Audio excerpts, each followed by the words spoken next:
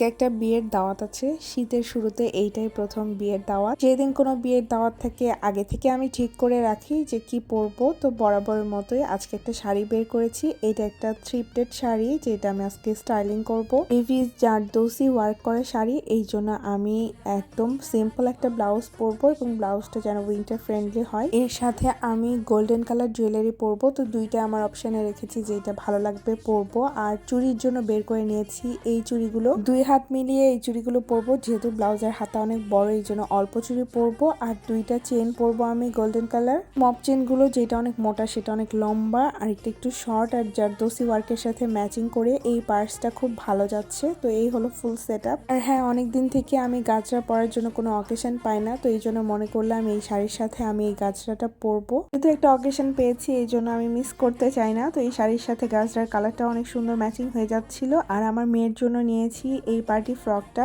তের বিয়ে এই জন্য সন্ধ্যার দিকে রেডি হচ্ছিলাম। তো আমি প্রথমে লিপস্টিক ডলে ডলে ইউজ করতেছি। এই কালারটা আমার শেষ হয়ে গেছে। মেয়েদের যে স্বভাবটা সব সময়ের জন্য যতগুলো লিপস্টিক থাকুক ফেভারিট কালারটা দিয়েই আমরা সবসময় ইউজ করি। তো আমারও একই অবস্থা। আর এখানে আমি ঘষে ঘষে ব্লাশ লাগাচ্ছিলাম অনেক বেশি করে। তারপর আমি তাড়াতাড়ি করে শাড়িটার ব্লাউজটা পরে ফেললাম। এখন আমি জুয়েলারি গুলো পরে নিচ্ছি। জুয়েলারি পরতে যেয়ে এই গাছরা চুড়িটা পরতে খুব ইচ্ছে হলো, শাড়ির সাথে মিলে যাচ্ছে, বাট এটা আমার হাতে কোনোভাবেই ঢুকছিল না। আমি মোটা হয়ে যাওয়ার পরে আমার অনেক চুড়ি ছোট হয়ে গেছে, মানে আমার হাতে ঢুকতেছে না। এই জন্য আমি আর একটা সেট থেকে বের করে সেখান থেকে চুড়ি পরে নিচ্ছিলাম দুই হাতে। তো দুই হাতে আমি 3টা করে চুড়ি পরতে চাচ্ছিলাম। এরপরে আমি আমার চেন গুলো বের করলাম, যেগুলো আমি আগে থেকে ঠিক করে রেখেছিলাম সেগুলো পরলাম। টিপ পরতে ভুলে গিয়েছিলাম, এই জন্য টিপ পরে নিলাম। আর মাথায় সুন্দর করে গাজরাটা সেট করে নিলাম। গাজরা পরলে না একটা টেনশন হয়, যদি খুলে যায় একটু পরে রিক্সার ঝাঁকুনিতে তাহলে কিন্তু প্রবলেম হয়ে যাবে। তারপর আমি অনেকগুলো পিন আপ করে গাজরা পরেছি। আই থিঙ্ক খুলবে না, ভালো করে টাইট করে বেঁধেছি।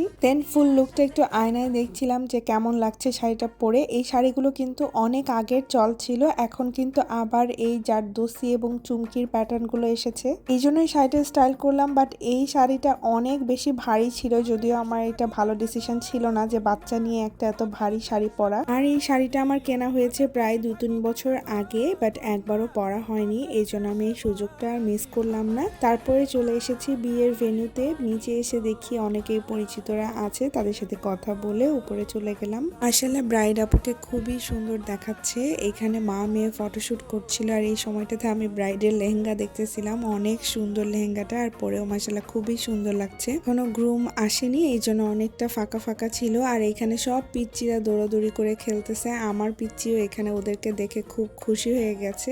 যেহেতু বিয়ের ভেন্যুটা ফাঁকা ফাঁকা ছিল এই জন্য আমি মনে করলাম এখন একটু কয়েকটা ছবি তুলে নিই। এই জন্য আমি কয়েকটা ছবি তুলে তারপরে আবার গিয়ে বসলাম। তো আজকে কার বিয়েতে আসছি সেটাই বলা হয়নি। এটা হচ্ছে আমার হাজবেন্ডের কলিগের বিয়ে। এই আপুটা হচ্ছে আমার হাজবেন্ডের কলিগ। বিয়ে বাড়িতে আসলে যেটা হয় সবাই খাওয়ার জন্য তাড়া দিচ্ছিল, এই জন্য আমরা খাবারের জন্য ওয়েট করতেছি। তখনও খাবার দেয়নি, এই জন্য আমি একটু ভিডিও নিচ্ছিলাম। তারপরে খাবার দিয়ে দিল। বিয়ের খাবার সবসময় অনেক ডিলিশিয়াস হয়। এখানে সবাই রোস্টেড ঝোল চাচ্ছিল, তো এই জন্য সবাইকে রোস্টেড ঝোল উঠাই দিচ্ছিল, আর আমিও নিয়ে নিলাম। তারপরে মজা করে খেয়ে ফেললাম। এই পর্যন্ত যতগুলো বিয়ে খেয়েছি সবসময় সৌরভ আগে খায় অথবা আমি আগে খাই, একজন একজন করে খাই। এই প্রথম এই বিয়েতে আমরা দুইজন একসাথে খেতে পেরেছি। যেহেতু বাবু একটু বড় হয়েছে, ওর হাতে একটা শসা ধরিয়ে রেখেছিলাম কিছুক্ষণের জন্য, তারপরে সে সেটা নিচে ফেলে একাকার করে ফেলছে। খাওয়া দাওয়ার পরে দেখলাম যে আমার বউয়ের ফটোশুট হচ্ছিল, দুইজনকে মাশাআল্লাহ অনেক সুন্দর মানিয়েছে। তারপরে আমরা নিচে চলে আসলাম। এইখানে জাইবার একটা ফ্রেন্ড হয়েছে, এটাও সৌরভের কলিগের ছেলে।